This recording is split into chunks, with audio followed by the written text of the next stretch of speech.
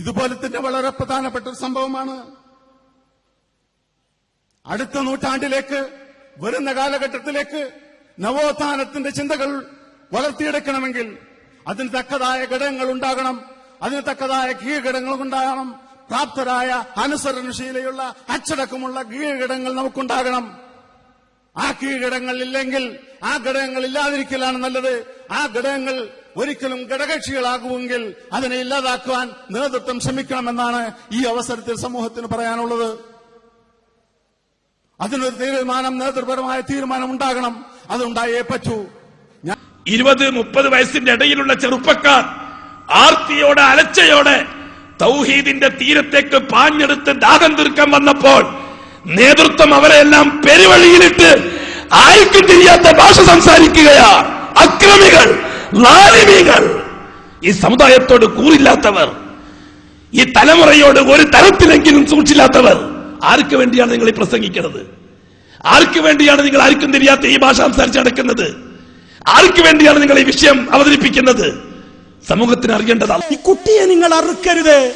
ലാ ഇലാഹ ഇല്ലല്ലാഹ് മുഹമ്മദുർ റസൂലുള്ളാഹ് കേട്ട് വളർന്ന മുജാഹിദ് പ്രസ്ഥാനമാകുന്ന വടവൃക്ഷത്തിന്റെ കൊമ്പുകളും ചില്ലകളും ഒരുപാട് കിളികൾ വന്ന് കളകളാരവം മുഴക്കിയിട്ട് ആദർശത്തിന്റെ പടപ്പാട്ട് പാടിയിട്ട് ഒരുപാട് ശിർക്കിന്റെ കോട്ടകത്തളങ്ങളിൽ നിന്ന് ഒരുപാട് ആളുകൾ ഈ വൃക്ഷത്തിൽ നിന്ന് പഴം തിന്നാൻ വേണ്ടി ഇങ്ങോട്ട് കടന്നു വന്നിട്ടുണ്ട്.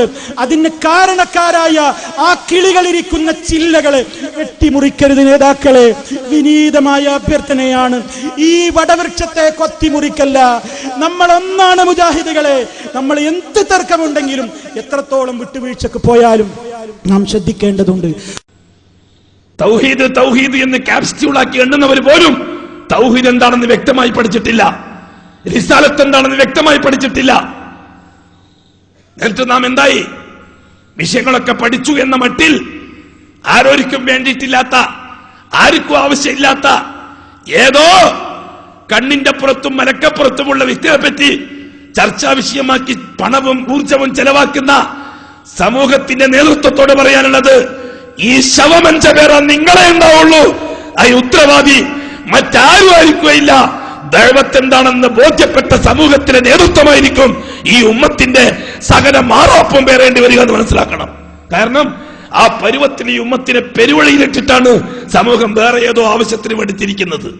പെരുവഴിയിലാക്കിയിട്ട് ഈ സമൂഹത്തെ 95% വരുന്ന കേരളത്തിലെ മുസ്ലിമീങ്ങളെ പെരുവഴിയിലാക്കിയിട്ട്, പെരുവഴിയിൽ ഒന്നുമല്ലാത്തൊരവസ്ഥയിൽ തള്ളിയിട്ട് അല്ലേ? കേരളത്തിന്റെ ചരിത്രം പഠിക്കുന്നവർക്ക് മനസ്സിലാകാൻ പറ്റുന്നതല്ലേ?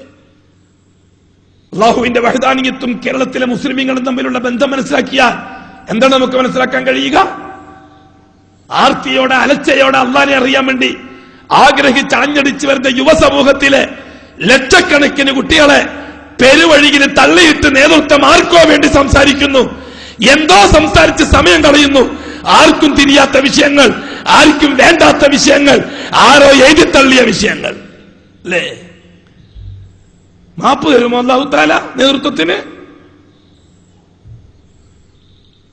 സമൂഹത്തിന്റെ മനസ്സറിയാത്തവർ, അറിയാൻ കഴിയാത്തവർ. പഴയ കാലമല്ല. വഹദാനിയത്തറിയാൻ, അള്ളാന്റെ വഹദാനിയത്ത് മനസ്സിലാക്കി, ഹബീബിന്റെ റിസാലത്ത് മനസ്സിലാക്കി, കാസർഗോഡ് തൊട്ട് തിരുവനന്തപുരം വരെയുള്ള കേരള മുസ്ലിം സമൂഹം, എല്ലാ മേഖലയുള്ളവരും, അത്യുഗ്രമായ വിദ്യാശേഷിയുള്ളവർ, ടെക്നിക്കൽ സാങ്കേതിക രംഗത്ത് പുരോഗതി പ്രാപിച്ചവർ, 20-30 വയസ്സിന്റെ ഇടയിലുള്ള ചെറുപ്പക്കാർ ആർത്തിയോടെ, അലച്ചയോടെ തൗഹീദിന്റെ തീരത്തേക്ക് പാഞ്ഞെടുത്ത് ദാഹം തീർക്കാൻ വന്നപ്പോൾ നേതൃത്വം അവരെല്ലാം പെരുവഴിയിലിട്ട് ആർക്കും തിരിയാത്ത ഭാഷ സംസാരിക്കുകയാണ്. അക്രമികൾ, ലാലിമീങ്ങൾ, ഈ സമുദായത്തോട് കൂറില്ലാത്തവർ, ഈ തലമുറയോട് ഒരു തരത്തിലെങ്കിലും സൂക്ഷില്ലാത്തവർ. അക്രമികൾ, ലാലിമീങ്ങൾ, ഈ സമുദായത്തോട് കൂറില്ലാത്തവർ, ഈ തലമുറയോട് ഒരു തരത്തിലെങ്കിലും സൂക്ഷില്ലാത്തവർ. ആർക്ക് വേണ്ടിയാണ് നിങ്ങൾ ഈ പ്രസംഗിക്കുന്നത്?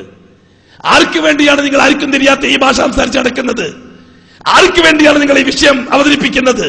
ആദർശ പ്രസ്ഥാനത്തിന്റെ ആളുകളെ, എന്നെയല്ല ഞാനും നിങ്ങളും അടങ്ങുന്ന ആദർശ പ്രസ്ഥാനത്തിന്റെ ആളുകളെ വേദനിപ്പിക്കാൻ കുബൂരികൾക്ക് നിങ്ങൾ കൊടുക്കരുതായിരുന്നു എന്ന വിനീതമായ ഒരു അപേക്ഷ മാത്രമേ ഉള്ളൂ.